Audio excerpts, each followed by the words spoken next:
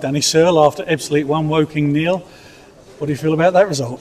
Look, I think there's definitely one you won't be sticking in the archives of one of the greats, was it? I think from our perspective, the pleasing part of it was the resilience we showed. Ironic, I said in my pre-match when I was up in the boardroom, it's not always going to be free-flowing, lovely football. We've got to have to show different character at times, and fair play to Woking and credit to them. I thought they played really well today, and if I'm their manager, I'm probably disappointed I haven't got something out of the game. But you know what? There's a different character in the dressing room. That's 3 clean sheets out of the last 4 games. Dom took his chance really well. We had a couple of little sniffs. We could have probably made it a lot easier for ourselves.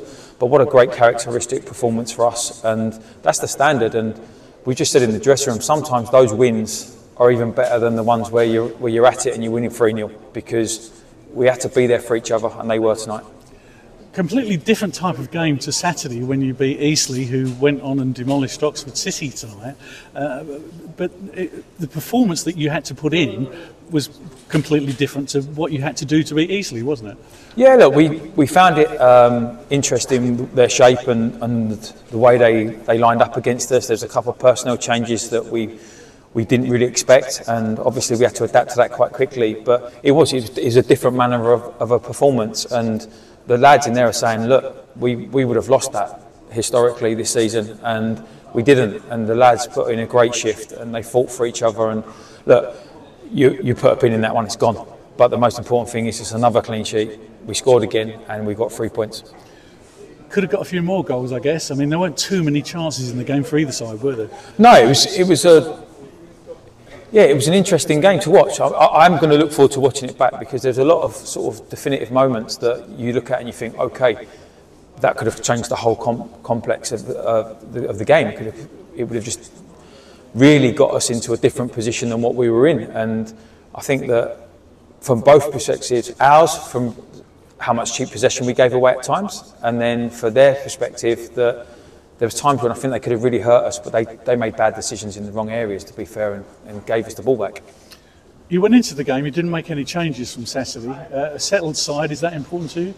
Yes and no. I think that they earned the right to start tonight, and I think there's a few lads that there's going to be some conversations with, because we've sent the message into the dressing room. I'm not interested in mistakes. I don't care about them. You're going to make mistakes. If you didn't make mistakes, you wouldn't be in our dressing room. You'd be in Ancelotti's dressing room. So let's be realistic about it.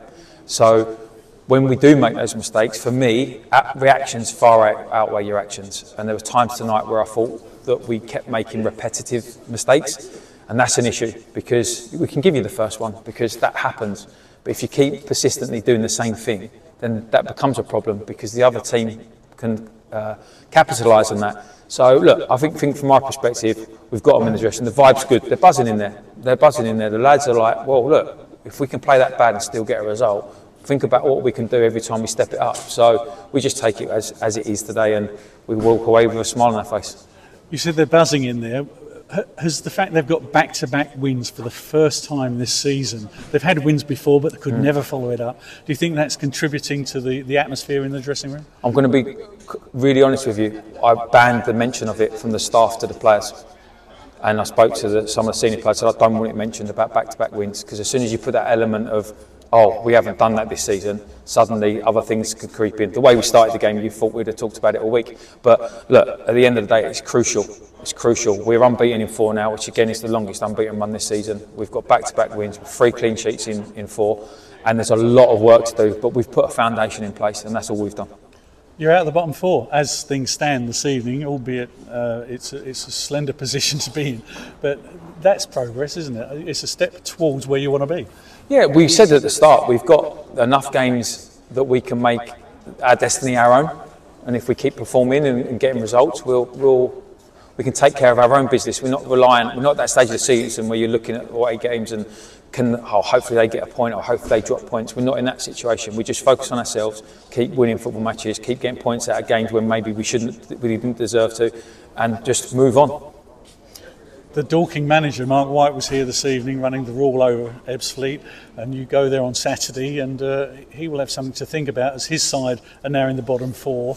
And obviously that game is going to be big for both teams on Saturday, and I guess your philosophy is not going to change, is it? No, at the end of the day, of course he was going to be here tonight. The good thing for us is if he watched that, he'd probably think, oh, well, we can beat them, because we were poor at times. But you know what, it will be a different side on Saturday in the sense of our mentality and the way we try and get on the ball. So look, we enjoy tonight, we let the lads enjoy it. We're off tomorrow for a nice recovery day, and it's back to work on Thursday. Obviously you got over the line tonight. There was a good game management from you and the players, but the fans played a part too. They were huge, especially second half when we were under pressure and we were sort of defending for our lives. And you know what, I made a comment about it when we first came in. It's our responsibility to get the fans into a good mood, and then hopefully we can get to a situation that when we do need to get picked up, they pick us up, and they did that tonight. And I don't think they realise how valuable that is, because the boys are buzzing off it. You see how they were cheering every time we pressed or made a tackle, and that's the relationship we need to have, and we need to be consistent with that, because with that, I have no doubt this team's good enough to do what we need to do, along with the support of everyone around us.